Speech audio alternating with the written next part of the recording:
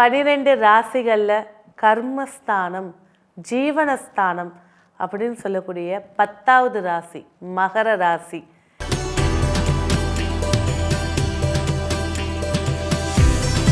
இந்த மாசி மாத பிறப்பு எப்படி இருக்க போகுது?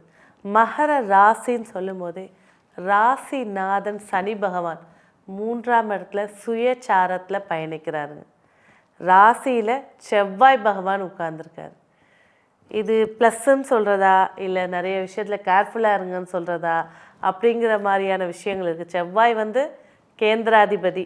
சரி, வீட்டில் மகிழ்ச்சிகளை ஏற்படுத்தி கொடுக்க போகுது, வெற்றிகளை ஏற்படுத்தி கொடுக்க போகுது, ஆக்டிவாக இருக்க போகிறீங்க, சோம்பேறித்தனம் நீங்க போகுது. அதே செவ்வாய் பாதகாதிபதி. நிறைய இடத்துல தேவையில்லாமல் பேசி மாட்ட போகிறீங்க, தேவையில்லாத விஷயத்தில் தலையிடுறது. இந்த ஹைப்பர்னஸ் உங்களோட சுயமான தொழில்லையோ இல்லை உத்தியோகத்துலேயோ உங்களோட எஃபெக்டில் காட்டும் போது மிகப்பெரிய சக்ஸஸாக இருக்கும். ஆனால் இந்த டீனேஜில் இருக்கக்கூடியவங்க, நான் இருக்கேன்டா உனக்கு, யாரை போய் பேசணும், யார்கிட்ட போய் சண்டை போடணும், அந்த ஹைப்பர்னஸ் அங்கே காட்டும் போது லைஃபோட பிகினிங்கே மிகப்பெரிய ஒரு பாதிப்போடு தொடங்கும். இந்த பையன் இப்படி அப்படின்ற ஒரு முத்திரையை குத்திரும். ஏன்னா இப்போ சமீபத்தில் கூட பார்த்திங்கனாக்கா இந்த மகர ராசி குழந்தைகளுக்கு நம்ம கவுன்சிலிங் பண்ணும்போது இந்த குழந்தைங்க ஏதோ ஒரு இந்த இன்ஸ்டானே தெரியாமல் எதையோ ஒரு ஆன் பண்ணி பேசி அது கேஸ் வரைக்கும் போய் எடுத்துங்க. ஸோ இந்த மகர ராசி குழந்தைங்க இருக்காங்க அப்படின்னா ஃபோனை வாங்கிடுங்க, அவங்கள கொஞ்சம் ஸ்ட்ரிக்ட்னஸாக வளங்க. ஏன்னா இந்த 12 ராசிகளில் இந்த மகர ராசிக்குன்னு பார்க்கும்போது பார்த்திங்கன்னா வாக்குஸ்தானத்தில் 4 கிரகங்கள் உட்கார்ந்துருக்கு. குடும்பஸ்தானத்தில் எல்லாரையும் எதிரி மாதிரி தான் பார்க்க வேண்டிய சூழ்நிலையை அமைச்சு கொடுத்துரும். அப்போ என்ன செய்யணுங்க, கொஞ்சம் நிதானித்து கொண்டு வரணும். 40 வயசுக்குள்ளே இருக்கக்கூடியவங்க, 30 வயசில் இருக்கக்கூடியவங்க ஃபேமிலியை எப்படி ரன் பண்ணுறது, என்னால் அவங்களோட தொடர்ந்து போக முடியல அப்படின்ற ஒரு ஃபீலிங்கை கொடுத்துரும். ஸோ அப்போ மகர ராசியில் இருக்கக்கூடியவங்க கொஞ்சம் நிதானித்து ஹேண்டில் பண்ணும். மகர ராசி மாசி மாதம் 1ஆம் தேதியிலேருந்து 5ஆம் தேதி இந்த 5 நாட்கள் கடும் எச்சரிக்கையாக இருக்கிறது சிறப்பை ஏற்படுத்தி கொடுக்கும்.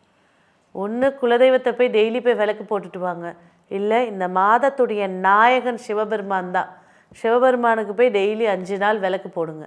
மிகப்பெரிய பாதிப்புகள்லேருந்து விடுதலை கண்டிப்பாக கிடைக்கும். முயற்சி ஸ்தானம் சனி பகவான் ராசிநாதனே உட்கார்ந்துருக்கார். உங்கள் முயற்சிகளை அவர் சப்போர்ட் பண்ணி கொடுப்பார்.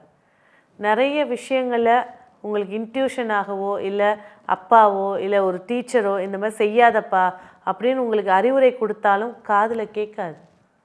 ஏன்னா இந்த கிரக நிலை அந்த மாதிரி இருக்குது. நான் நிறைய வாட்டி சொல்லியிருக்கேன் எல்லாருக்கிட்டையும், ஏங்க இந்த குழந்தை இப்படி இருக்குது, இப்படி தான் என் கர்மாவான்னு கர்மாலாம் கிடையாது.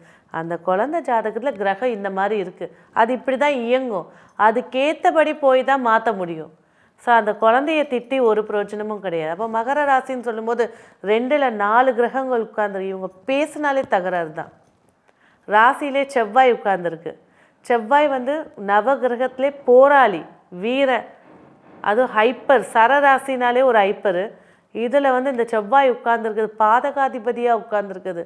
தேவையில்லாத விஷயங்களில் கெத்து காத்துறன்னு போயிட்டு பஞ்சாயத்தை ஃபேஸ் பண்ணுறது. 28 வயசுக்குள்ளே இருக்கக்கூடிய குழந்தைகளை ரொம்ப கேர்ஃபுல்லாக ஸ்ட்ரிக்டாக வளங்க. பைக் வாங்கி கொடுக்காதீங்க, அது ஆக்சிடெண்ட் ஆகி அவங்க அதில் மாட்டுவாங்க.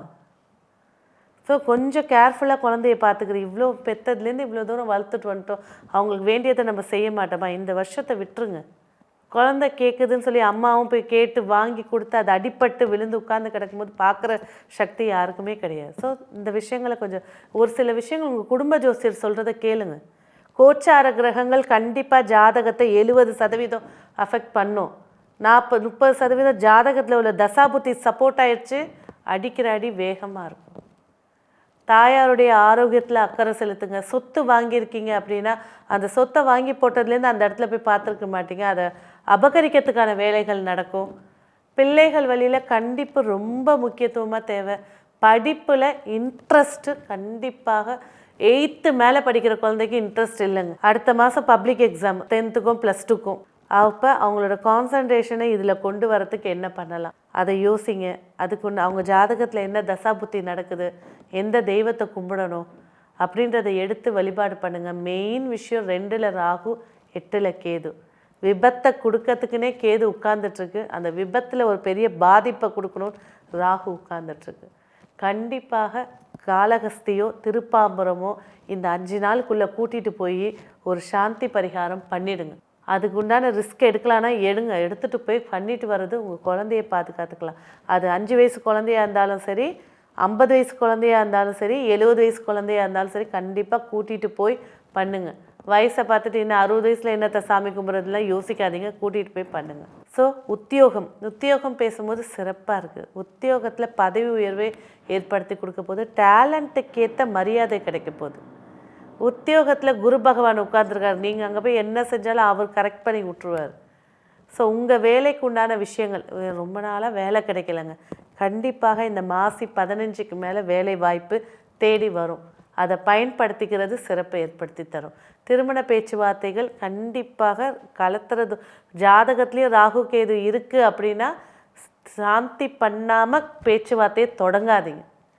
காளஹஸ்தி போங்க, இல்லை திருப்பாம்பரம் போங்க, திருநாகூர் போங்க, ராமேஸ்வரம் போங்க, எங்கே போகிறீங்களோ போய் ராகு கேதுக்கு ஒரு சாந்தி பரிகாரத்தை பண்ணிவிட்டு அதுக்கப்புறமா மேரேஜ் பேச்சுவார்த்தைகளை தொடங்குங்க.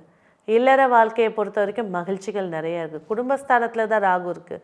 கணவன் மனைவிக்குள்ளே ஒத்துமை சிறப்பாக இருக்கும். என்ன செஞ்சாலும் அவங்க காலையில் சண்டை நடக்குதுன்னா ஈவினிங் அவங்க ஒத்துழைச்சி போயிடுவாங்க. ஸோ இல்லற வாழ்க்கையை பொறுத்த வரைக்கும் மகிழ்ச்சியான விஷயங்கள் அதிகமாக இருக்கும், பாதிப்புகள் குறைவு. அதுதான் சொன்னேன், 8ல் திரும்ப கேது. ஸோ விபத்துகள் கண்மூடித்தனமாக இருக்கும். இன்னும் இப்படி போய் விழுந்து இவ்வளோ அடிபட்டுச்சா, யாராவது நம்ப முடியுமா, இந்த மாதிரி பேசுவாங்க. சின்ன கம்பி கொத்தி ஒரு ஆர்கன்ஸே பிரச்சனையை ஃபேஸ் பண்ணி கொடுத்துரும். அப்போ என்னங்க, பயம்புத்தத்துக்கோ இல்லை நாங்கள் பேசுறதுக்கோ கிடையாது. இந்த கிரகம் இந்த மாதிரி உட்கார்ந்துருக்கு, அது வேலை செய்ய போது, அதுலேருந்து எப்படி மாற்றிக்கணும் அதை மட்டும் யோசிங்க. தந்தை வழியில் உறவுகள் சிறப்பாக இருக்குது. தந்தையோட ஆரோக்கியம் மேன்மை ஏற்படுத்தி தரப்போகுது. தந்தை தொழிலை எடுத்து செய்கிறவங்களுக்கு நல்ல லாபத்தை ஏற்படுத்தி கொடுக்க போகுது. பூர்வீகமாகவே நாங்கள் இந்த தொழில் செஞ்சிட்ருக்கோங்க, வருமானத்தை ஈர்க்க போகிறீங்க. புதிய தொழில் நான் தொடங்கணுன்ற எண்ணம் மகர ராசிக்கு அதிகமாக இருக்கும். இந்த காலகட்டம் அது சரியான நேரம் இல்லை. மாசி முடிஞ்சதுக்கப்புறமா அதுக்கான முயற்சிகள் எடுங்க. சுயஜாதகத்தில் உங்களோட தசாபுத்தி சப்போர்ட் பண்ணிச்சுன்னா தாராளமாக எடுத்து தொடங்குங்க, சக்ஸஸை ஏற்படுத்தி கொடுக்கும். நாடு விட்டு நாடு பயணத்தை கண்டிப்பாக அவாய்ட் பண்ணுங்கள். முக்கியமான விஷயம் ட்ராவல் அப்படின்றது நம்ம இந்த 12 ராசிகளில் நிறைய ராசிகளுக்கு சொல்லியிருக்கோம். இதுலேயும் கொஞ்சம் ஆணித்தனமாக சொல்லியிருக்கோம், ட்ராவல்ஸை கொஞ்சம் குறைங்க.